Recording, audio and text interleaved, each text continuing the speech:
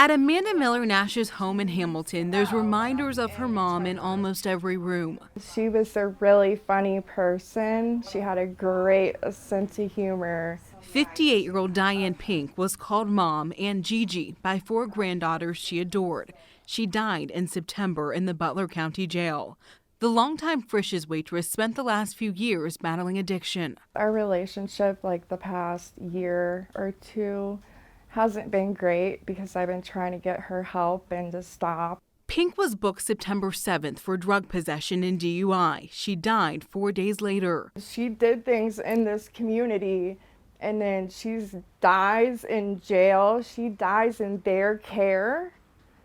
According to her autopsy report, Pink died due to opiate withdrawal, complicating chronic opiate abuse. Then, I started getting letters from other girls. Other inmates at the time explaining what they saw. One wrote, "She was crying and moaning so loud in pain, you could hear her out in the pod." Another writing, "I told multiple officers she was just brushed off as being dope sick."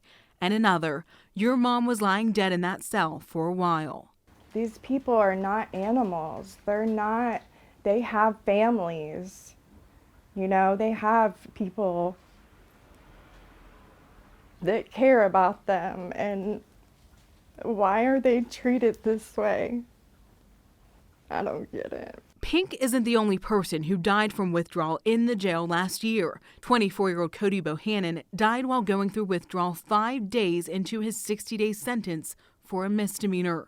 Just heartbreaking because he died a horrible death.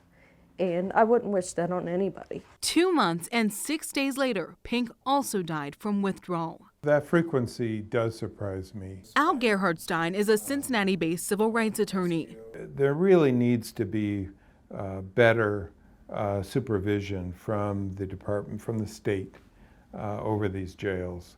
So in many ways, these jails are policing themselves. Yes, they're responsible to police themselves, except for whatever lawsuit we might happen to bring. Butler County Jail officials have declined all of our requests for an interview, but documents we obtained show they're aware they have work to do in watching out for inmate physical and mental health. In its most recent annual state inspection, a self-audit completed in December 2020, the jail was non-compliant with one essential standard in both its Hanover Street and Court Street locations. The particular standard that they flunked was the one that requires a thorough assessment at 14 days for every inmate. That's a really important standard.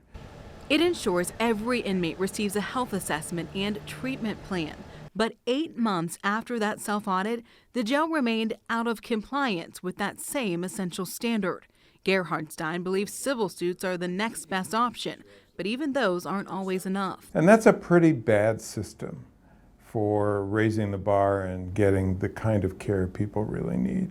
The jail made significant updates to its policies on detoxification after Bohannon and Pink's deaths. Before they died, the policy hadn't been updated in more than 3 years. But after their deaths, documents we obtained show the jail updated the policy 3 times in less than 3 months. One of the changes is for jail staff to consider administering oral hydration or IV fluids if an inmate is showing symptoms of withdrawal or requests medical attention. A 3-page memo sent to staff laid out additional changes, saying when it is learned that an inmate will be going or is going through a withdrawal from alcohol or drugs, medical staff will immediately be notified.